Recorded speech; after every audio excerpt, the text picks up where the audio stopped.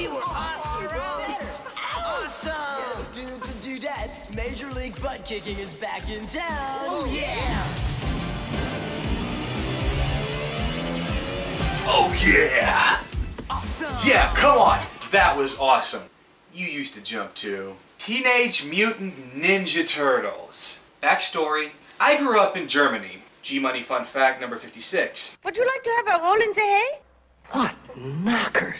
Oh, thank you, Doctor. Yeah, that Germany. And in Germany, we didn't always have the same things, as far as, cool things that the kids over in the States had. But the one thing we did have was Teenage Mutant Ninja Turtles. And I'm telling you right now, I would wake up on Saturday mornings and I would be able to watch that show with my dad, and I loved every minute of it. Granted, of course, I was much younger. Not that young. So when I found out that we were going to get a live-action Turtles movie, I was immensely excited. And did I go see that movie in theaters when it first came out? You're damn right I did. So what are we going to talk about right now? We're going to review the Teenage Mutant Ninja Turtles movie. The origin story is simple. Everybody knows it. They were little regular turtles that got dropped into the sewer, walked through some ooze, and mutated into these humanoid-type creatures. And then they were mentored by this rat that mutated as well, named Splinter. He taught them ninjutsu, and it was all well and good. Sound corny enough for you guys? Hey, it's better than Battletoads. That is the origin story. So the movie itself took its cue from the late 80s cartoon TV show, which was an immense hit, and the comic strip that it was originally designed for in black and white. Unreal stuff. Really cool. New York City. A little bit dangerous. The city is undergoing a major crime wave right now, and not just your regular kind of crime wave, but a silent crime wave. People don't even realize that they've been burglarized or mugged until it's too late. And all that apparently seems extremely odd to Channel 3 eyewitness news reporter April O'Neil, who does a little bit of research and finds out that something like this kind of happened in Tokyo, Japan, by this secret clan of ninja thieves known as the Foot. Yeah, I quoted the movie from right there. And guess who starts paying attention to her? None other than the actual Foot Clan, which is who it is who's behind all this.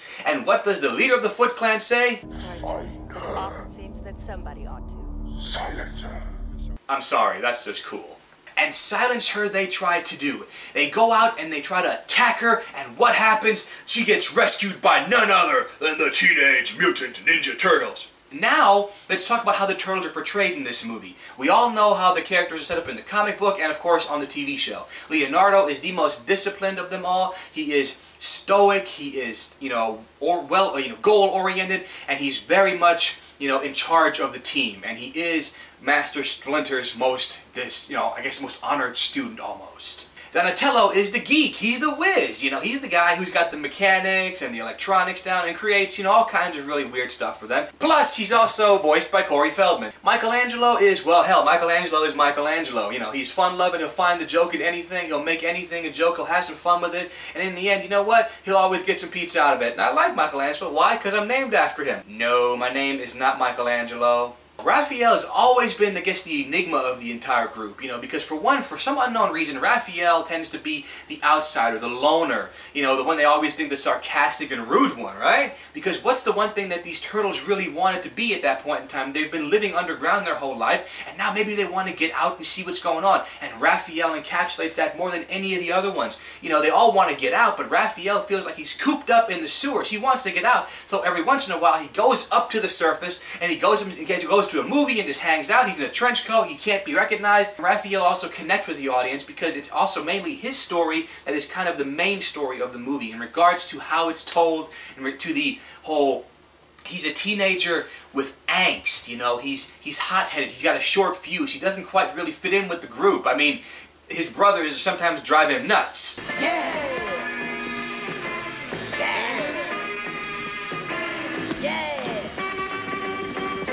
Ninjutsu! Yeah, that'd drive me nuts too. One of these little binges of where he goes out and just wants to get away from everything, he meets Casey Jones, a vigilante trying to stop this crime wave in his own way. It's not exactly a very friendly first meeting, but hey, you know what? He kind of respects each other afterwards. Back to the main story. April O'Neil getting attacked by the Foot. Raphael is up doing one of his things and he comes to her defense, and guess what? He beats the living snot out of that Foot clan. Only problem is he didn't take them all out. Raphael takes her back to the sewer, to the lair of the turtles, to see if he can mend her back to health. health. Problem is, one of those Foot Clan members, he follows them to the hideout of the Turtles. At which point, not only does April learn of the Turtles, but so does the Foot Clan. The Turtles escort April back to her apartment. In the meantime, while the Turtles are trying to do the whole, being with a human for the first time, interacting, the Foot Clan comes and takes Mr. Master Splinter from them. And you ain't never felt the pain of a person like you did for when they saw that Master Splinter was gone.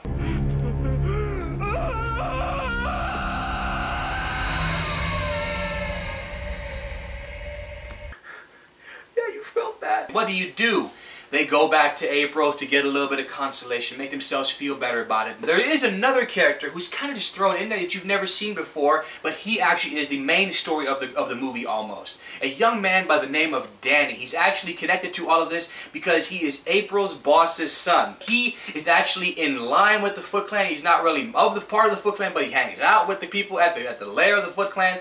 And anyway, it is he who has to you watch his development throughout the movie. He's the one who actually informs the Shredder, who we've now learned is in charge of the Foot Clan. So what did the Foot Clan do? Do they just say, oh, we'll just go get him later? No, the Foot Clan attack in full force. And not only do they attack in full force, they put Raphael in a comatose state. They beat the Turtles down. And even though Casey Jones comes to help them out, it doesn't matter. It's a big fiery battle, and the Turtles decide to retreat and fight another day. And then this is where the movie kind of gets to a dragging point. It's kind of sad, but they kind of retreat to this farm where they kind of lick their wounds and try to recover and deal with Raphael being out cold. In the meantime, we figure out that the Shredder actually does have Splinter all chained up. And, he wants to know what is it with these freaks and everything. But Splinter, of course, doesn't talk. Why would he? Those are his sons. Why would he rat them out?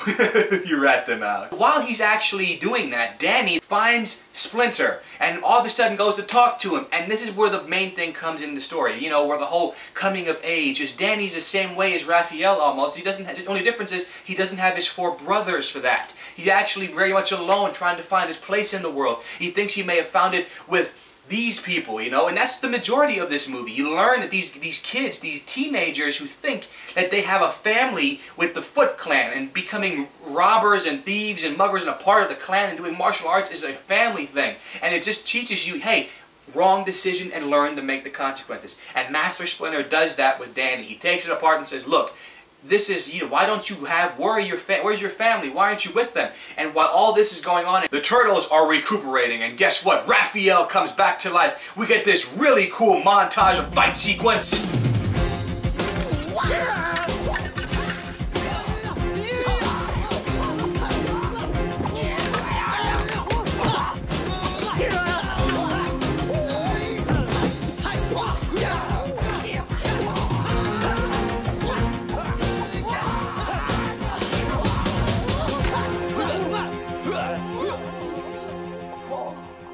Yeah, that was cool. They realize we're still without Splinter. And then all of a sudden there's a connection between Leonardo and Splinter, and Leonardo makes it, hey, Splinter's alive. So they all go out into the woods and they have this beautiful group meditation where they have a connection with Splinter, and he speaks to them, and he gives one of the most emotional speeches in the entire movie. It gives you goosebumps when you listen to it, brings tears to your eyes. It's totally beautiful.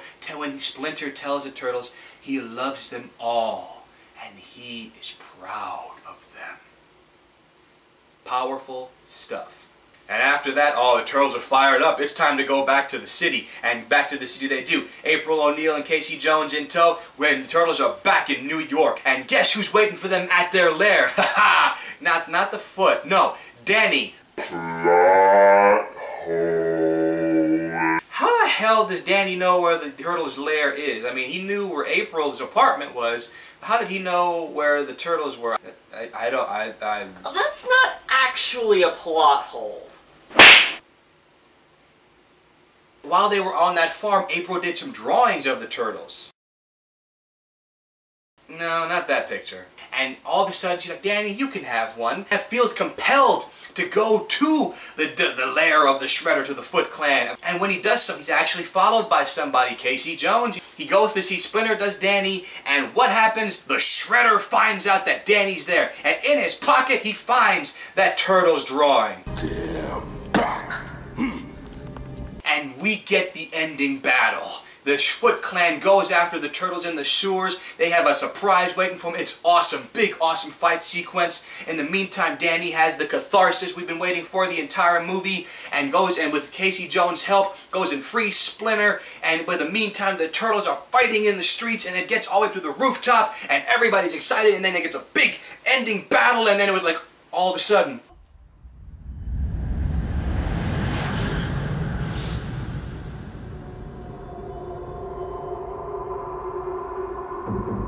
Oh yeah, it gets really epic. I'm not going to spoil the ending here for you guys, but I will show you one thing on that. One of the most intense, and I hate saying it, but epic battles in cinematic history for me is because of the fact that the turtles were pissed off here.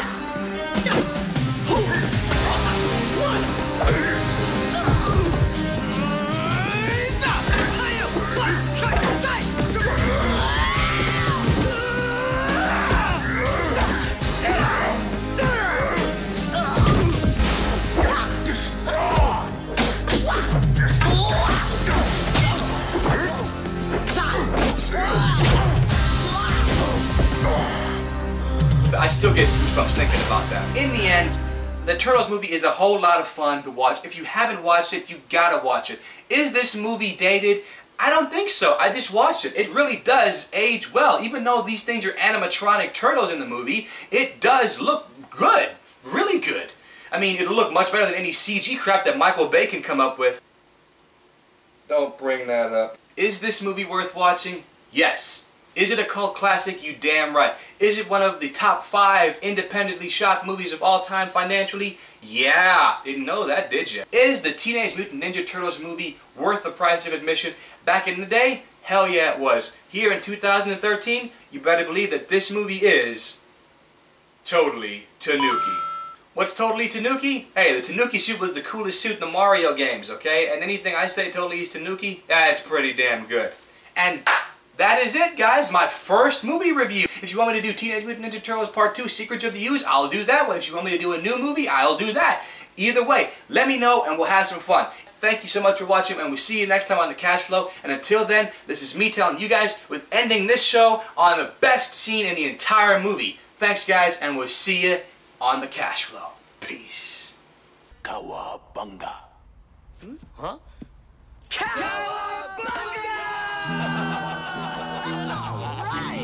I made a funny. On